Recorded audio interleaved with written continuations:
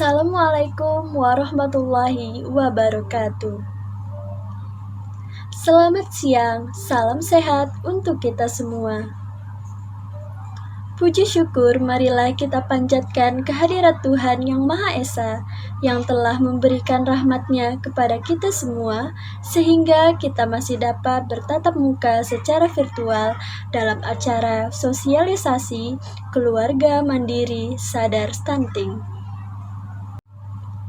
Perkenalkan, saya Ferenisa Melati Haryani, mahasiswa Program Studi Gizi Fakultas Ilmu Kesehatan Universitas Aisyah Yogyakarta, yang pada kesempatan kali ini akan memandu acara sosialisasi sebagai bagian dari program kreativitas mahasiswa dalam bidang pengabdian masyarakat yang bertajuk Optimalisasi Keluarga Mandiri Sadar Stunting dalam menangani masalah stunting di PKK Dusun Padon, Sendang Rejo, Minggir, Sleman, Daerah Istimewa Yogyakarta. Sebelum memulai acara ini, alangkah baiknya kita berdoa terlebih dahulu sesuai agama dan kepercayaan masing-masing, agar acara ini dapat berjalan dengan lancar dan dapat bermanfaat bagi kita semua. Untuk yang beragama Islam, marilah kita memulai acara ini dengan membaca basmalah. Baiklah, langsung saja acara pertama yaitu kata sambutan yang akan disampaikan oleh Ketua PKM kami, yaitu Mbak Astin. Kepada Mbak Astin, disilahkan. Bismillahirrahmanirrahim. Assalamualaikum warahmatullahi wabarakatuh. Yang terhormat Ibu Suryani selaku Ibu Duko Dusun Pandon, yang terhormat Ibu Nur Eka Noviani selaku dosen pendamping dan dosen prodi gizi Universitas Aisyah Yogyakarta, dan yang terhormat Ibu-ibu Dusun Pandon dan teman-teman yang saya cintai. Pertama-tama, marilah kita bersyukur kepada Allah Subhanahu wa Ta'ala yang telah memberikan kita rahmat-Nya sehingga kita bisa mengadakan kegiatan ini walaupun via online dalam keadaan sehat walafiat. Salawat dan salam juga kita curahkan kepada Nabi besar kita, yaitu Nabi Muhammad SAW, yang telah memberikan kita ke zaman yang beradab. Ibu-ibu yang berbahagia dan teman-teman yang saya cintai, saya di sini selaku ketua kegiatan pengabdian ini mengucapkan terima kasih kepada ibu-ibu sekalian, dan adapun tujuan penyelenggara acara ini yaitu sebagai kepedulian kami kepada masyarakat. Acara ini dinamakan sebagai acara pengabdian masyarakat dengan tema optimalisasikan keluarga sadar stunting dalam menangani masalah stunting. Karena ibu-ibu kita perlu ketahui bahwa stunting itu adalah dapat mempengaruhi anak. Di sini saya selaku ketua ingin mengucapkan terima kasih juga sebelumnya, dan di sini saya memohon kerjasamanya atas kegiatan ini. Dan saya juga mohon maaf bila ada kata-kata yang salah, mohon dimanfaatkan. Semoga ibu-ibu bisa melakukan kegiatan ini dan memetik manfaatnya. Wabillahi taufiq wal hidayah. Wassalamualaikum warahmatullahi wabarakatuh. Makasih. Terima kasih kepada Mbak Astin. Acara selanjutnya yaitu penyampaian materi terkait stunting, tinggi badan, dan berat badan yang akan disampaikan oleh Mbak Novita Ekosari. Kepada Mbak Novita Ekosari, disilahkan. Assalamualaikum warahmatullahi wabarakatuh.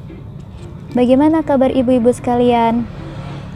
Perkenalkan, saya Novita Ekosari, mahasiswi semester 3 dari Universitas Aisyah Yogyakarta. Pada kesempatan ini, saya ingin berbagi sedikit ilmu kepada ibu-ibu sekalian tentang keluarga mandiri sadar stunting. Harapannya, dengan pembekalan ilmu ini, keluarga dapat secara mandiri sadar akan stunting sehingga dapat membantu mengatasi masalah stunting di lingkup desa. Jadi, apa itu stunting? Gampangannya, stunting ditandai dengan kondisi di mana tinggi badan anak lebih pendek dibandingkan tinggi badan anak seusianya yang diakibatkan oleh karena kurangnya asupan gizi yang diterima bayi atau janin pada saat di dalam kandungan. Dampak stunting tidak hanya mengganggu pertumbuhan tinggi badan anak, tetapi dampak stunting ini ada jangka pendek dan juga jangka panjangnya. Jangka pendek dari stunting yaitu terganggunya perkembangan otak dan kecerdasan, kemudian pertumbuhan fisik, di mana tadi ditandai bahwa dia terlihat lebih pendek dibandingkan anak seusianya. Kemudian terganggunya metabolisme tubuh. Jadi metabolismenya bisa tidak beraturan. Jika metabolismenya terganggu, maka penyerapan nutrisi-nutrisi ke dalam tubuh juga pastinya juga terganggu. Sedangkan untuk jangka panjang dari stunting ini yaitu dapat menurunkan kapasitas intelektual dan prestasi belajar. Mengapa hal itu bisa terjadi? Karena saat seseorang mengalami stunting, maka asupan gizi yang diserap oleh tubuh itu terganggu. Sedangkan otak dan organ tubuh yang lain itu membutuhkan nutrisi-nutrisi yang memang seharusnya dipenuhi. Namun karena proses metabolisme atau proses penyerapan dalam tubuh tentang nutrisi itu terganggu, sehingga otak juga kekurangan nutrisinya, maka hal inilah dapat menurunkan kapasitas intelektual dan prestasi belajarnya. Karena biasanya anak akan sulit berkonsentrasi di sekolah. Kemudian selain itu, dampak jangka panjangnya yaitu dapat menurunkan kinerja dalam beraktivitas. Jadi misalkan kurang fokus, mudah lelah. Dan yang terakhir yaitu mudah terkena penyakit tidak menular seperti diabetes, hipertensi, jantung koroner, dan juga stroke. Nah, stunting ini berkaitan erat dengan 1000 hari pertama kehidupannya. Jadi, apa sih 1000 hari pertama kehidupan? 1000 hari pertama kehidupan atau biasa disingkat dengan HPK merupakan golden period atau periode emas sebagai waktu kritis yang menentukan perkembangan otak anak pada 1000 hari pertamanya. Nah, jika kondisi buruk terjadi pada 1000 hari pertama kehidupan ini, maka pertumbuhannya dapat terganggu dan dapat menyebabkan stunting. Jika tidak segera diatasi, maka akan sulit untuk dipulihkan kembali. Tadi kan ciri-ciri stunting itu tinggi badan seseorang tidak sesuai dengan usianya. Jadi kita harus tahu nih makna dari tinggi badan dan panjang badan. Panjang badan itu digunakan untuk anak yang berusia 0 sampai 2 tahun. Untuk pengukuran panjang badan ini dapat menggunakan tikar panjang badan dengan cara posisi telentang. Sedangkan tinggi badan digunakan untuk anak berusia 3 sampai 5 tahun. Pengukurannya dapat menggunakan meteran atau stiker wallpaper tinggi badan yang biasanya ditempel pada tembok-tembok. Namun, tidak semua anak yang pendek itu mengalami stunting, karena ciri stunting itu tidak hanya pendek saja, tetapi jika prestasi belajarnya terganggu, kurang konsentrasi, kinerja dalam beraktivitasnya terganggu, dan segala macam yang tadi sudah disebutkan dampak dari stunting, maka dia disebut stunting. Jadi tidak pasti semua anak yang pendek itu mengalami stunting. Bisa saja dia hanya pendek saja tetapi otaknya atau intelektual dan kecerdasannya tetap optimal. Nah, bagaimana sih cara menggunakan stiker tinggi badan yang baik? Pada kesempatan ini kami akan menggunakan stiker tinggi badan yang biasanya ditempel pada tembok. Caranya yaitu pastikan area lantai dan tembok itu rata. Kemudian lepas dahulu nih apabila anak-anak memakai sepatu, ikat rambut atau aksesoris lain yang ada di kepala maupun kaki ataupun tubuhnya, dan pada saat pengukuran, usahakan anak jangan memakai pakaian terlalu tebal karena akan membuat anak sulit bersandar dengan lurus di tembok. Setelah itu, tempatkan anak berdiri tegak, tumit berada di perbatasan antara tembok dan lantai. Pastikan bagian belakang kepala, bahu, dan bokong anak menempel ke tembok. Posisi kepalanya tegak dan tatapannya lurus ke depan. Pandangan dan dagu anak sejajar dengan lantai.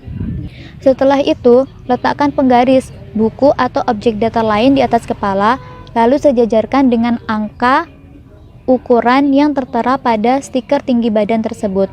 Setelah itu, catat tinggi badan berdasarkan pengukuran yang telah dilakukan.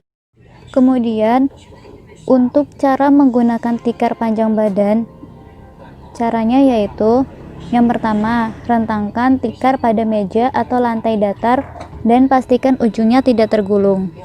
Kemudian, pastikan papan akrilik tidak bengkok atau patah dan membentuk siku tegak lurus. Pastikan umur anak sesuai dengan usia yang tercatat di tikar pertumbuhan serta letakkan anak di bagian warna yang sesuai jenis kelaminnya. Jadi di gambar tikar panjang badan ini kan terdapat gambar anak laki-laki dan perempuan, sehingga jika anaknya laki-laki maka diletakkan di bagian tempat gambar anak laki-laki. Begitu juga bagi yang perempuan, letakkan di gambar yang anak perempuan. Namun sebelum diletakkan, lepaskanlah dahulu topi, pita, sepatu, kaos kaki, dan popok pada anak agar tidak menghalangi proses pengukuran. Baringkan anak terlentang di posisi sesuai dengan jenis kelaminnya. Pastikan kepala anak menempel rapat dengan papan akrilik. Jadi papan akrilik itu ialah batas yang harus dipakai untuk menaruh kepala anaknya. Kemudian pastikan bagian bawah lutut menempel pada tikar atau lututnya tidak menekuk. Pastikan juga tumitnya terlekuk dan jari kakinya menghadap ke atas. Lihatlah apakah posisi tumit anak tepat berada di area biru muda, hijau, atau biru tua. Untuk warna sendiri, ini tergantung dari warna yang ada di tikar panjang badannya. Karena tikar panjang badan ini kami desain sendiri, maka warnanya terdiri dari 3 bagian, yaitu biru muda, hijau, dan biru tua. Jika kaki anak berada di area biru tua, maka anak tumbuh dengan normal. Sedangkan jika kaki anak berada di area hijau, maka anak bertumbuh normal tetapi berisiko stunting. Dan apabila kaki anak berada di area biru muda, maka menandakan anak teridentifikasi stunting. Bagaimana sih cara mengetahui kategori stunting? Jadi ibu-ibu, stunting itu dapat diketahui dengan menggunakan grafik WHO pertumbuhan. Tentunya sebelumnya anak harus sudah diukur berat badan, tinggi badan, atau panjang badannya. Nah, nanti di dalam grafik itu ada berupa angka. Jika tinggi badan dan panjang badan anak berada di grafik -2 atau -3, maka bisa disebut tergolong pendek. Dan jika berada di bawahnya, di bawah -3, maka tergolong sangat pendek. Berikut tabel yang menggambarkan tentang status gizi pada anak. Terlihat pada tabel, status gizi tinggi dikatakan anak tersebut tinggi apabila ambang batas atau Z-score-nya itu lebih dari 2 SD. Untuk penjelasan SD Z-score nanti di PPT selanjutnya. Kemudian termasuk dalam kategori normal, ambang batasnya -2 SD sampai dengan 2 SD. Untuk pendek, -3 SD sampai dengan -2 SD. sedangkan sangat pendek itu berada di kurang dari -3 SD atau di bawah -3. Nah, berikut contoh grafik WHO pertumbuhan panjang badan. Panjang badan tadi digunakan untuk anak yang berumur 0 sampai 24 bulan atau 0 sampai 2 tahun. Gambarnya seperti ini. Kemudian di sebelahnya ini sama, hanya berbeda laki-laki dan perempuan saja. Yang warna biru menunjukkan grafik pada anak laki-laki, sedangkan yang warna pink itu menunjukkan grafik panjang badan pada anak perempuan. Berikut grafik WHO pertumbuhan tinggi badan. Tinggi badan itu digunakan untuk anak berusia 3 sampai 5 tahun ke atas atau 24 sampai 60 bulan. Seperti tadi, warna biru menunjukkan grafik anak laki-laki dan grafik warna pink menunjukkan grafik untuk anak perempuan. Nah, bagaimana cara menggunakan atau membaca grafik pertumbuhan WHO? Jadi sebelum menggunakan grafik pertumbuhan WHO, tentunya anak sudah diukur dulu tinggi badan atau panjang badannya. Pada PPT ini menjelaskan grafik WHO tentang panjang badan pada anak perempuan. Di sini terdapat yang bagian vertikal terdapat ukuran panjang badannya, angka panjang badan, kemudian yang bagian horizontalnya terdapat tahunnya, jadi umur anaknya berapa tahun gitu. Kemudian di sebelah ini ada angka 3, 2, 0, -2, -3. Ini merupakan Z-score atau SD tadi yang disebut di awal tadi. Nah, caranya gampang saja. Semisal umur anaknya 2 tahun. Maaf salah, misalnya 10 bulan. Kemudian setelah diukur panjang badannya, misalnya panjang badannya 77. Kemudian ditarik garis lurus, terus ketemu titik temu. Nah, menarik garis dari titik 1 dan 2 tadi, titik pertemuannya dinamakan plotnya. Jadi di situ nanti ada titik temu. Hasilnya menunjukkan anak ini tinggi namun masih belum berlebih atau dia belum melewati garis hitam. Jadi dia titik temunya itu menjelaskan bahwa dia berada di 2 SD. Tadi berdasarkan tabel sebelumnya, jika Z-score-nya antara -2 SD sampai 2 SD, maka dia tergolong normal. Jadi tingginya normal. Jadi Z-score ini untuk sebagai patokan. Jika -3, dia disebut stunting. -2 juga disebut stunting. Tapi stuntingnya masih cenderung pendek. Namun jika di bawah -3 titik temunya, maka disebut sangat pendek. Namun jika di atas 0 ini tuh sebagai normalnya, sebagai normal. Kemudian kalau di atas 0, misalkan 2 atau 3, berarti anak itu termasuk tinggi. Kalau 2 masih normal, tetapi kalau lebih dari 2 SD berarti dia tinggi. Nah, perlu diketahui bahwa misalkan umur yang digunakan itu merupakan umur yang dihitung dalam bulan penuh. Jadi misalkan terdapat anak dengan umur 2 tahun 29 hari, maka dia tetap mohon maaf salah. Maksudnya umur yang digunakan merupakan umur yang dihitung dalam bulan penuh. Sebagai contoh, misalnya umur anak itu 2 bulan 29 hari, maka yang dihitung sebagai umur ialah 2 bulannya. Nah, Ibu, kami membuat tabel pemantauan untuk si kecil. Jadi, Ibu jangan lupa ya isi tabel ini setiap 1 bulan sekali. di tabel ini terdiri dari nomor, hari atau tanggal. Hari atau tanggal ini diisi pada saat ibu mengukur panjang badan atau tinggi badan buah hati sendiri. Kemudian usianya buah hati berapa. Kemudian setelah diukur bisa ditulis di sini tinggi badan atau panjang badannya. Dan untuk mengetahui status gizinya bisa dilihat pada tabel tadi ya Bunda. Jadi setelah diukur tinggi badan dan panjang badannya, Bunda bisa langsung melihat ke grafik WHO tadi.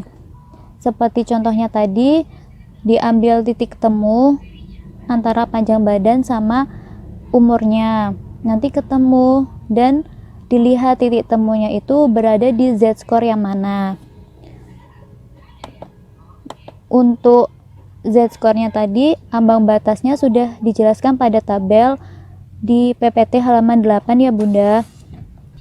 Dimana kalau dikatakan sangat pendek itu jika berada di -3. Kalau pendek di antara -3 sampai -2, kalau normal antara -2 sampai 2, dan kalau tinggi lebih dari 2. Nah, nanti setelah ibu mengukur tinggi badan, panjang badan, kemudian dikaitkan dengan grafik WHO-nya, nanti bisa ditemu status gizinya. Sehingga ini bisa ditulis. Dan ini diisi setiap 1 bulan sekali ya, ibu-ibu sekalian. Mungkin cukup itu saja yang bisa saya sampaikan. Saya mohon maaf yang sebesar-besarnya apabila dalam menyampaikan terdapat banyak perkataan, sikap, perbuatan yang kurang berkenan di hati ibu-ibu sekalian. Mohon maaf sekali, karena kami pun masih belajar. Mohon maaf apabila terdapat perkataan yang kurang baku, kurang efektif, atau tidak sesuai. Kurang lebihnya mohon maaf dari saya. Terima kasih atas partisipasi ibu semua. Semangat untuk membuat Indonesia bebas dari stunting. Sekian dari saya. Wassalamualaikum warahmatullahi wabarakatuh. Beberapa langkah harus diperhatikan ketika menggunakannya. Langkah pertama, rentangkan tikar pada meja atau lantai yang datar dan rata. Kemudian, pastikan ujung-ujungnya tidak tergulung.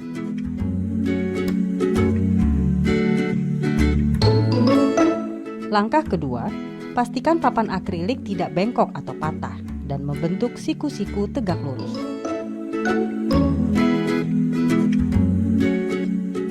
Langkah ketiga, pastikan umur anak sesuai dengan usia yang tercetak di tikar pertumbuhan dan pastikan jenis kelamin anak untuk memposisikan anak yang tepat.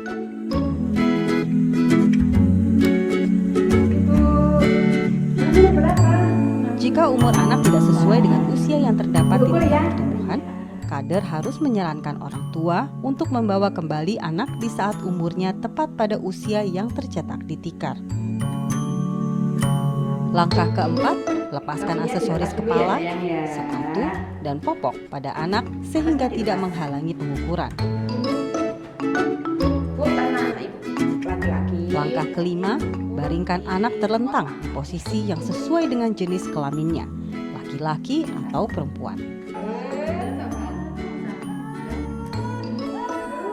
Jangan lupa bulan depan kos jadi lagi.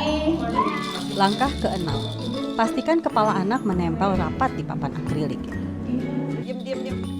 Dan langkah ketujuh, posisikan tubuh anak berbaring selurus mungkin dengan lutut menempel pada tikar. Langkah kedelapan adalah memastikan tumit tertekuk dan jari kaki menghadap ke atas.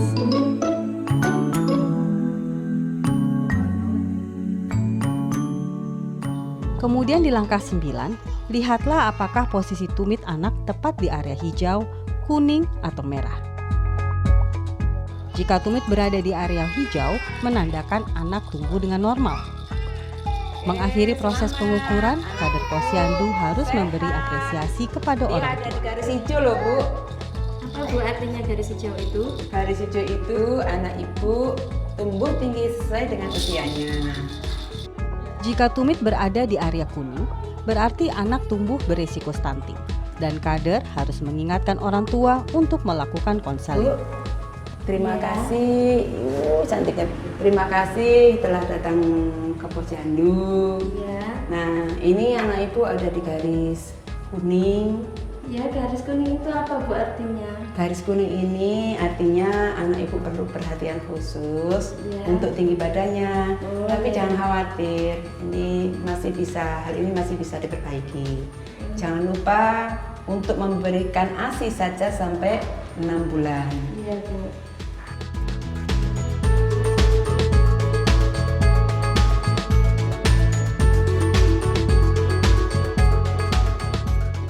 Apabila tumit berada di area merah, menandakan anak teridentifikasi stunting, sehingga kader mewajibkan orang tua untuk melakukan konseling dan pemeriksaan oleh tenaga kesehatan.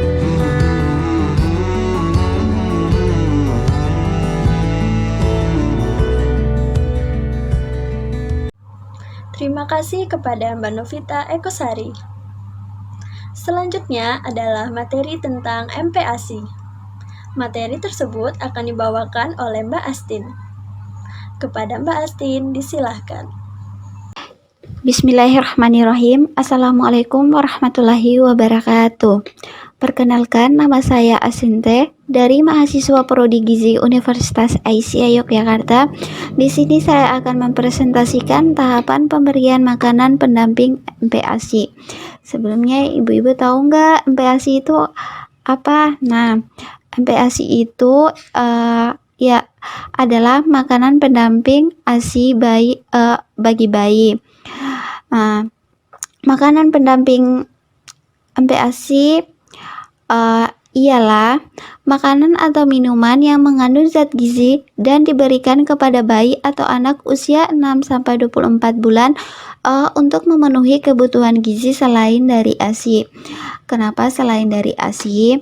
Karena di usia anak 6-24 bulan, ASI itu sudah dianggap tidak cukup lagi untuk membantu proses pertumbuhan dan perkembangan si anak, sehingga memerlukan MPASI untuk memenuhi asupan gizi pada anak atau bayi tersebut. Terus pengenalan untuk MPASI sendiri ini, pengenalan dan pemberiannya juga itu harus bertahap. Nah, ya harus bertahap dari bentuk maupun jumlahnya. Bentuknya itu dari menuju cair, dari cair menuju padat, terus maupun jumlahnya agar dapat menyesuaikan kemampuan pencernaan pada bayi.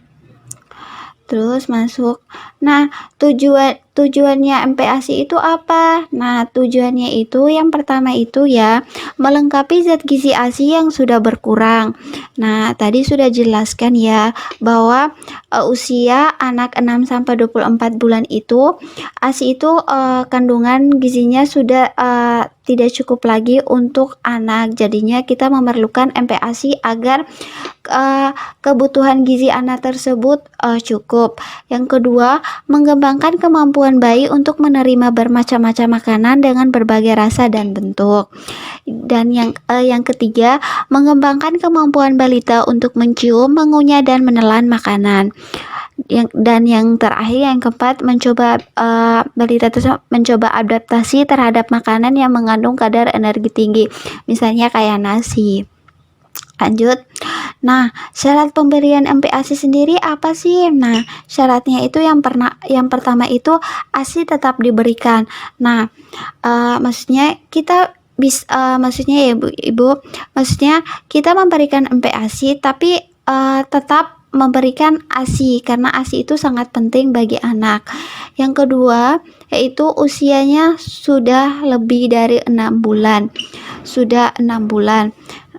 Nanti kita bahas kenapa sih bayi tidak bisa diberikan pada usia sebelum 6 bulan. Nanti pada selanjutnya kita akan bahas. Yang ketiga, kandungan gizi cukup. Nah, tadi saya jelaskan kan bahwa MPASI ini untuk memberikan kandungan gizi pada anak yang cukup. Mengingat ASI pada usia 6 sampai 24 bulan itu ASInya itu sudah tidak bisa lagi membantu proses pertumbuhan dan perkembangan pada anak. Ketiga, diberikan secara bertahap.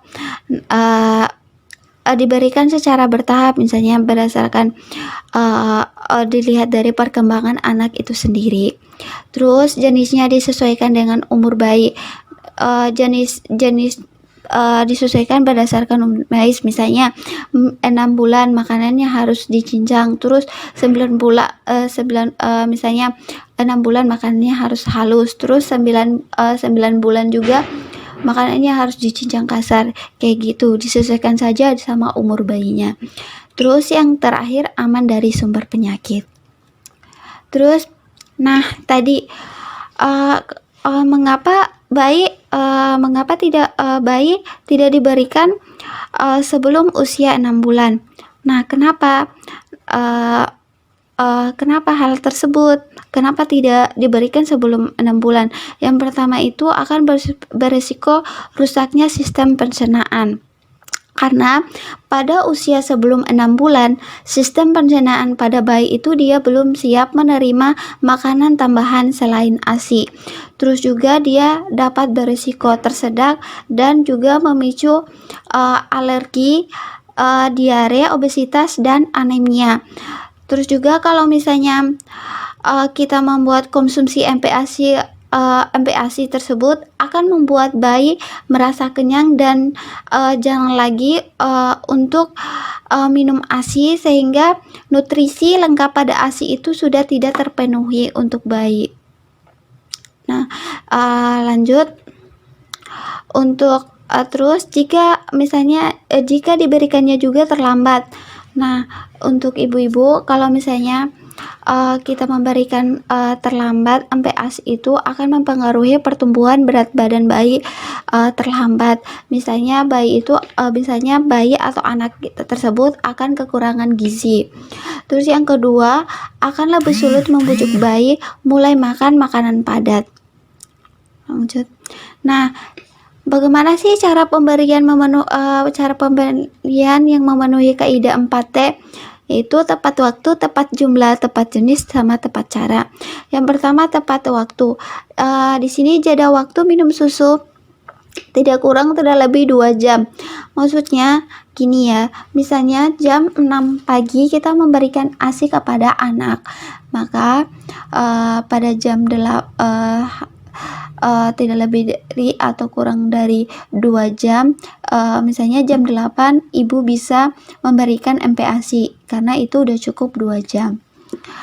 Terus juga tepat jumlah, karena mengingat lambung bayi juga masih kecil, sehingga kita memberikan itu dengan porsi yang secukupnya dan frekuensi yang secukupnya. Terus juga tepat jenis.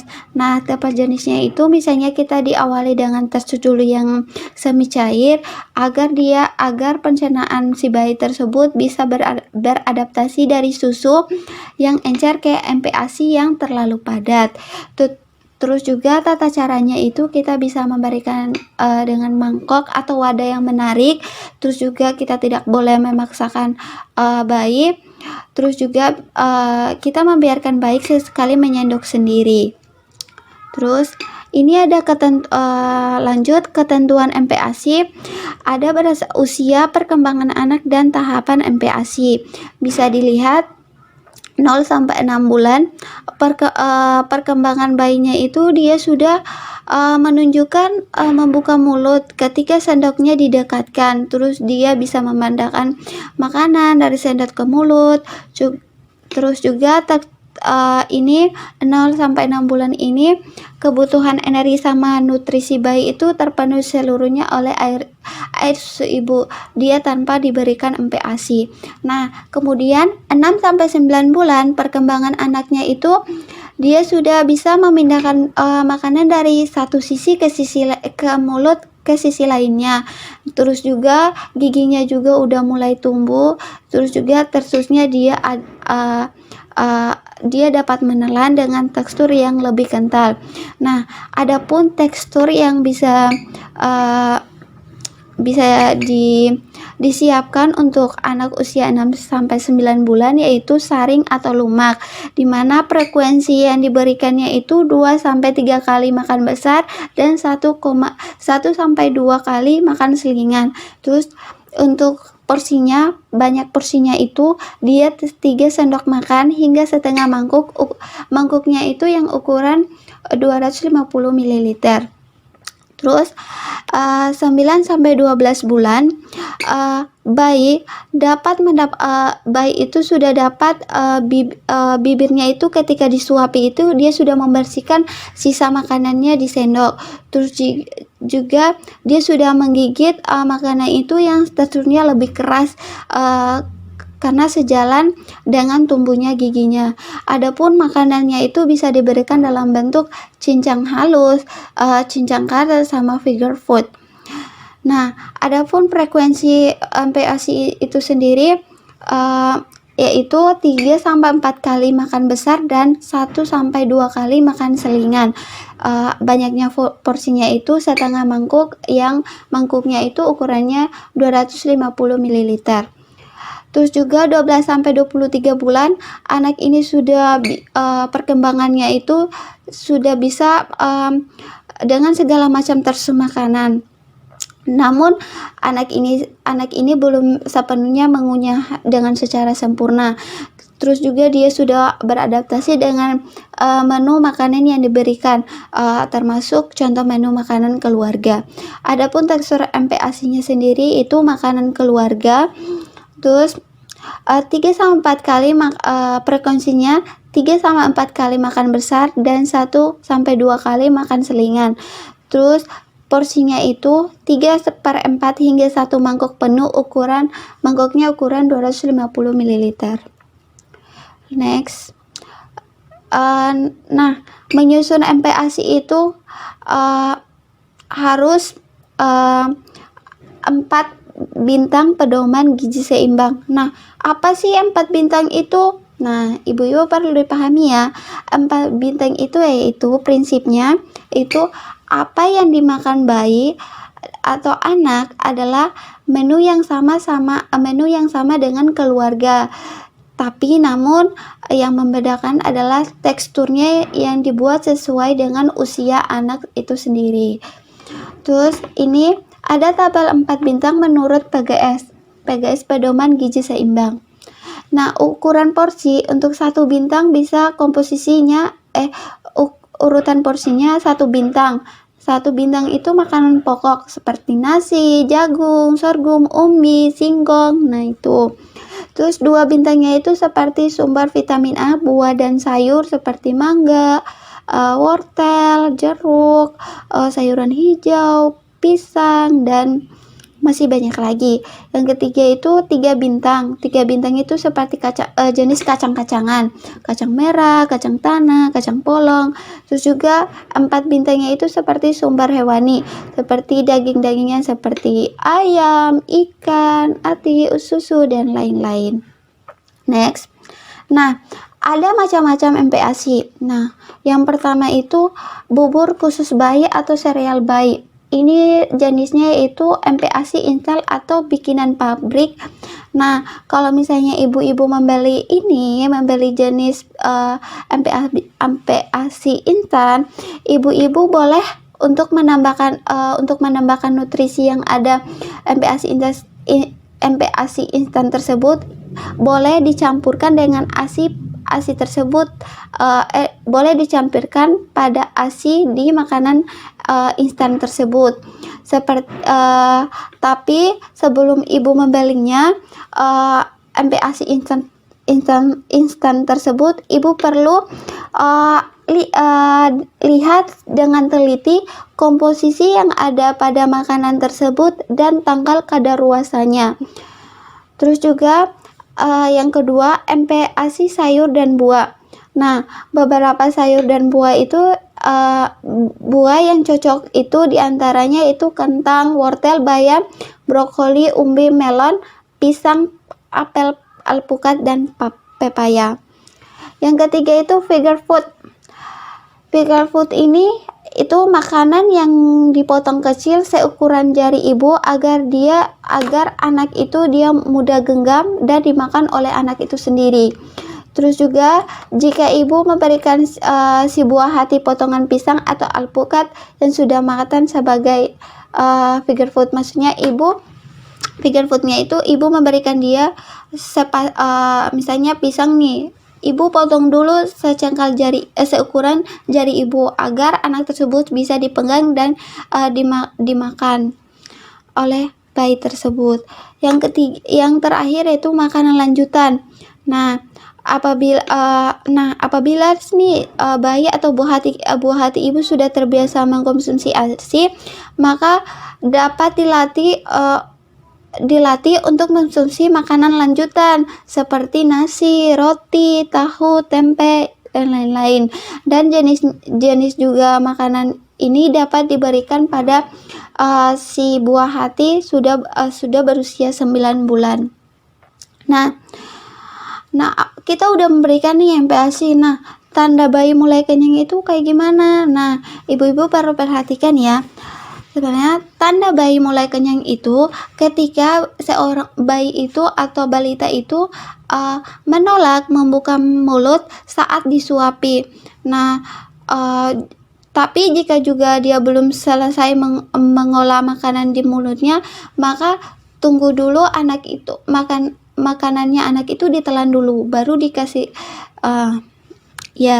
Terus yang kedua itu anak itu memalingkan wajahnya sebagai tindakan penolakan, karena pada usia tersebut kan bayi itu kan belum bisa bicara, jadi dia gunakan wajahnya untuk memalingkan wajahnya sebagai tindakan dia menolak karena udah kenyang. Yang ketiga mulai memainkan sendok. Terus yang keempat, bayi bersandar di kursinya karena udah kenyang kan. Terus lanjut, kan ada bayi yang rewel juga. Nah, ini ada beberapa strategi makan yang sehat untuk bayi dan balita. Adapun strateginya itu kita sebagai ibu atau sebagai ibu jangan menyerah untuk memperkenalkan anak tersebut jenis makanan baru. Terus juga ibu harus membatasi pemberian jus pada buah karena jus itu mengandung gula dengan jumlah yang cukup banyak, sehingga konsumsi jus itu membuat anak kenyang sehingga anak tidak berselera lagi saat jam makan tiba. Terus juga matikan TV, komputer, dan gawai saat jam makan berlangsung. Terus yang berikutnya, tawarkan selingan sehat di antara waktu makan jika anak terlihat lapar. Terus yang kelima, berikan berbagai variasi pilihan rasa dan jenis makanan sehat untuk anak. Yang keenam, waktu makan bukanlah hanya tentang makanan, tapi waktu makan adalah waktu untuk berkomunikasi dan mendukung perkembangan anak. Terus juga yang terakhir, jangan paksa anak untuk makan ya Bu. Itu sangat-sangat tidak baik karena mengakibatkan anak itu akan menolak untuk makan dan susah menghabiskan makanannya. Ini ada beberapa cara menyimpan MPASI dengan aman.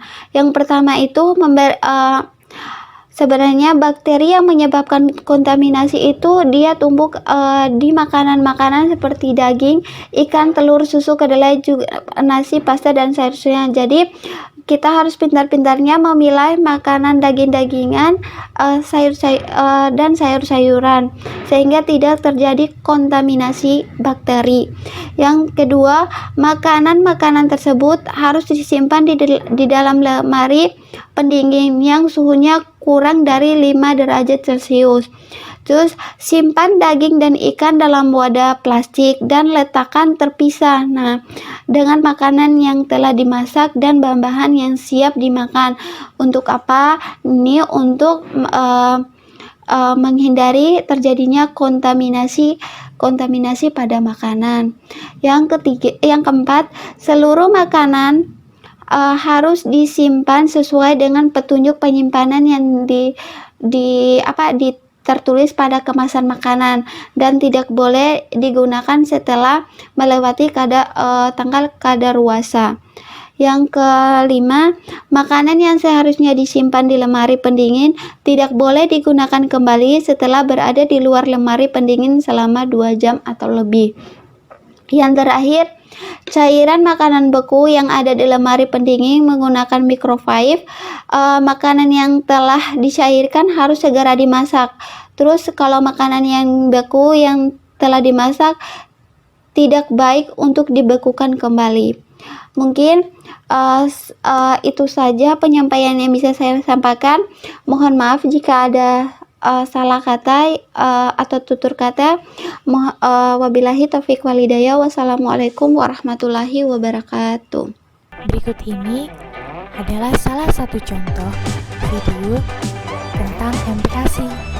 Peralatan penting yang perlu Bunda siapkan untuk membuat MPASI yaitu ada ulekan, piring, dan juga saringan.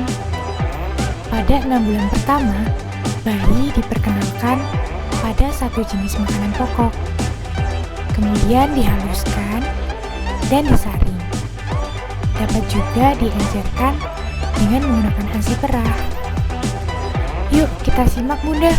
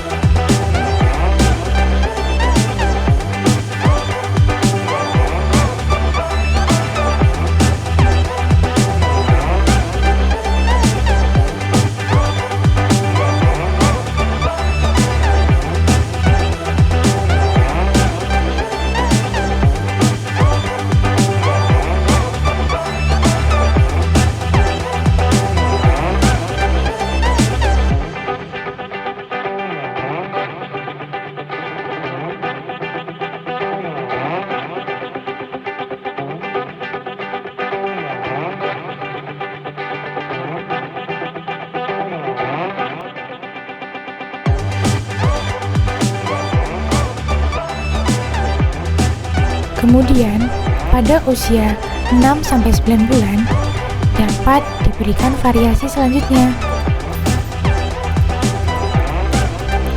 Yuk kita simak videonya Bunda.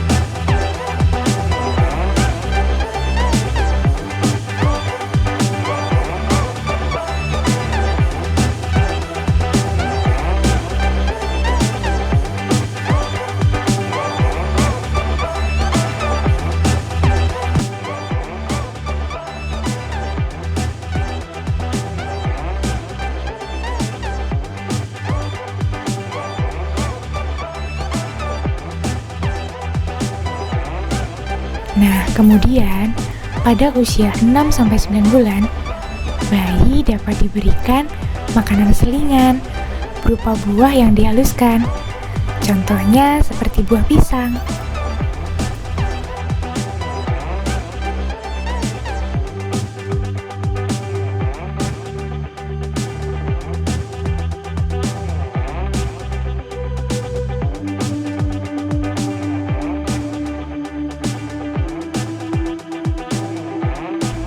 Kemudian, berikutnya yaitu variasi makanan pada bayi usia 9-12 bulan.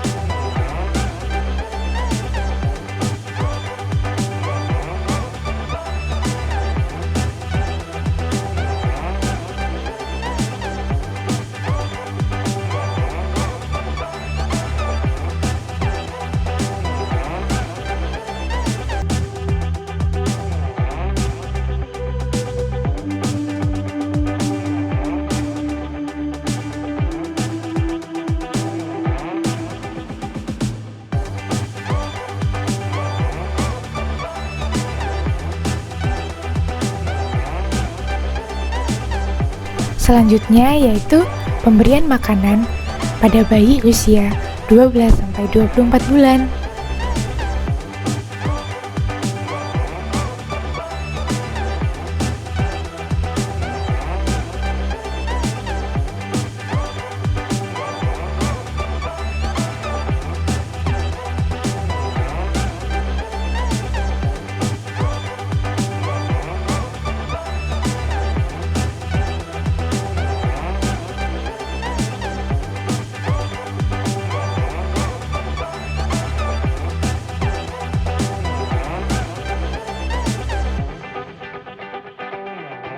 Nah, jadi seperti itu Bunda.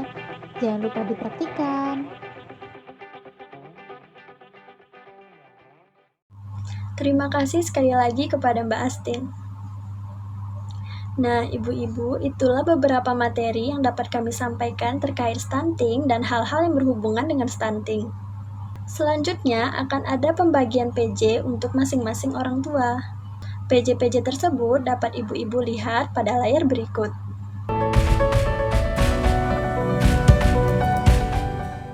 PJ atau penanggung jawab ini akan mendampingi ibu selama program PKM ini. Contohnya, apabila ibu mempunyai sesuatu hal yang ingin ditanyakan, silahkan ibu-ibu bertanya kepada PJ masing-masing. Demikianlah acara sosialisasi keluarga mandiri sadar stunting pada hari ini. Terima kasih atas partisipasinya. Semoga ilmu yang kita dapatkan hari ini dapat bermanfaat bagi kita semua. Akhir kata, saya Ferenisa Melati Haryani selaku pembawa acara hari ini pamit undur diri.